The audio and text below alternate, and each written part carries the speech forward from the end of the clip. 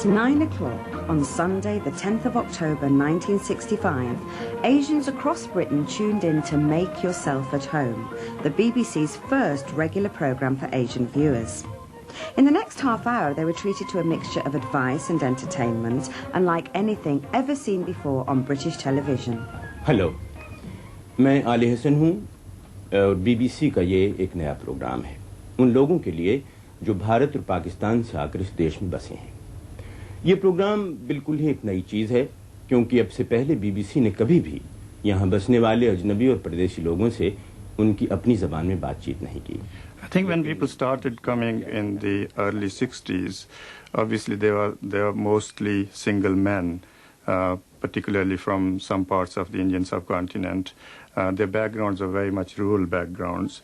They had difficulty understanding or communicating in English, and they weren't aware of their full rights in this country, and therefore a need was felt that I think the BBC should really provide some sort of program which could help in that process of adjustment in the beginning. Following a conference with the Asian Great and Good in July 1965, the BBC set up the Immigrants Unit, which made programmes for both radio and television. There wasn't much space in London, so the unit was based in Birmingham. Well, it was either that or a tent on the lawn of Television Centre. The following year saw the arrival of two presenters who were to become familiar faces on Sunday mornings. Hello, अपना ही घर समझिए और सबसे पहले छोटे बच्चों के लिए एक कहानी आसान Look, listen and speak. देखिए, सुनिए और बोलिए. I had been in broadcasting for all my life, and I had some political awareness and consciousness, and I told them, I was not at all modest. I told them immediately after the interview, I said, how about my salary? You have not discussed my salary. They said, just you're too pretentious. You think that we have taken you. I said, well, yes, you can't get a better person than me. So I got the job. The first thing I noticed, you see, that after appearing on the program every week, twice a week, it was in those days, you know, everybody would recognize you. And I wasn't quite happy with that, you know, because I was just doing my job, you know, and that was the first thing. I learned that I have got to live with it now, you see, I must say. And not only the Asian community, but people in the host community also. You see, children, they will come after me and ask for autographs, you know. I must say, I wasn't used to it, you see, because I wasn't a film star. In 1966, Make Yourself at Home began a series of lessons intended to help viewers who couldn't speak much English.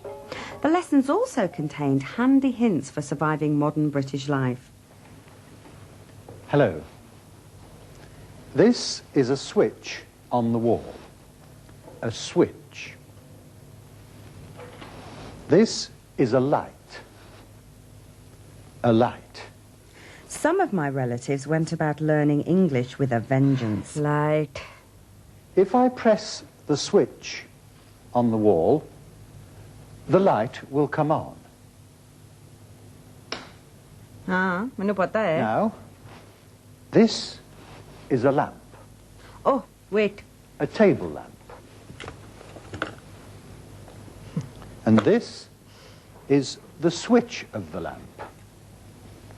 If I move the switch of the lamp this way, switch the putter. The light will come on. I haven't got a switch. Just...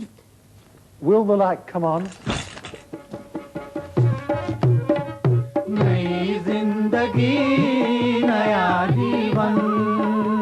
In 1968, Make Yourself at Home was replaced with a new programme on Sunday mornings designed to reflect a more confident Asian community. There'd also been some problems with the old title. We changed the name from Make Yourself at Home to New Life because we were receiving thousands of letters from the viewers, and we were doing a radio program also from listeners. And they were getting the message wrong, it appears, you know, because they used to write to us that we feel as if we are still back home, you see, in Mirpur or in Jalandhar or Sylhet, you know. So that wasn't the message we wanted to convey.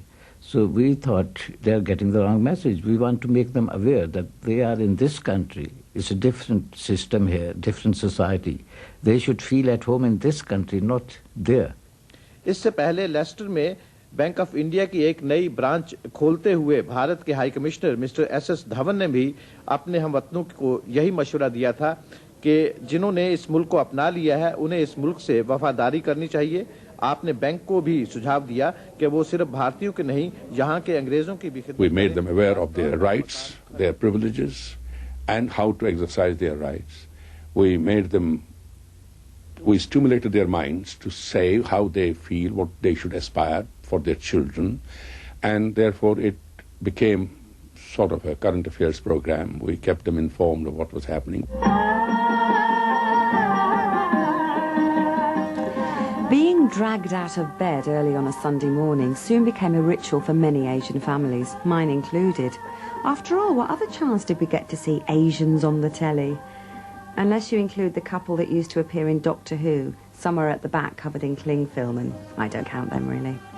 Anyway, things soon became a lot more exciting when in 1971, Nays in the Ghee finally went into colour.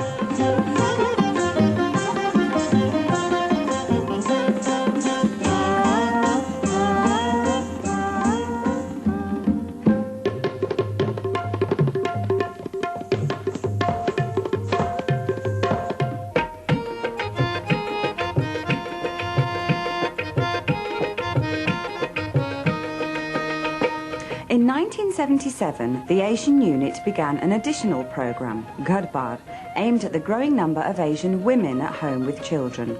The new show featured advice, stories for the kids, and entertainment to brighten up the afternoon. बच्चों, आज तुम्हें एक बंदर की कहानी सुनाऊं, जो कि बड़ा चालाक था। वैसे कहते हैं कि बंदर बहुत चालाक होते हैं। से लुलू बहन, फायदे क्या होते हैं हमको? ये तो है कि भाई टाइम बच गया, हमारी गैस बिजली बच गई। इसके अलावा हमको कुछ माली फायदा भी है या नहीं? जी, इसलिए कि हम फ्रीजर में रख के अगर खाना खाएं तो जो चीज सस्ती मिलती है तो वो चीज हम दुकान से खरीद लें और उसको इकट्ठे खरीद लें, तरकारी, अनाज। But our community was changing radically, much too fast for the BBC to keep up with. By the late 70s, there was a whole new generation of young Asians born and brought up in this country, people like me. Were we really going to drag ourselves out of bed on a Sunday mornings to watch a programme made for our parents?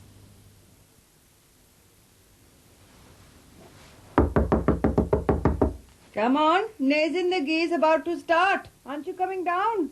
Auntie, man, do you know what time it is?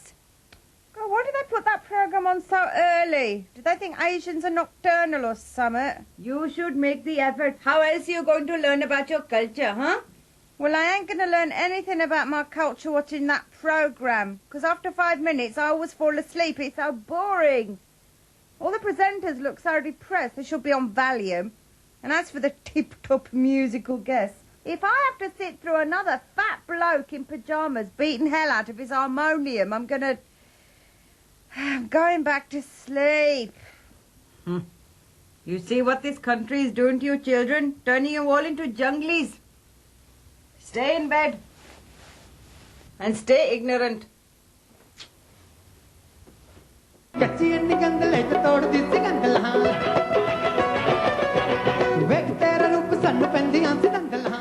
not all the viewers were ecstatic. Auntie, man, network is about to start. You come in. I don't want to watch that rubbish. Just listening to that girl gives me a headache. She'll never get a husband sounding like that. And those stupid fellows singing that awful music all the time. Auntie, man, that's Bhangra, that is. It's a cultural fusion, innit? It's crap, innit?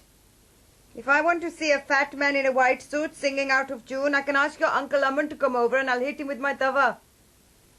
I don't know what's happened to ghazals and presenters with nice voices.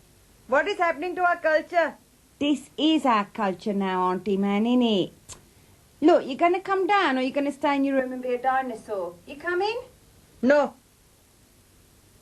My most abiding memory of Network East was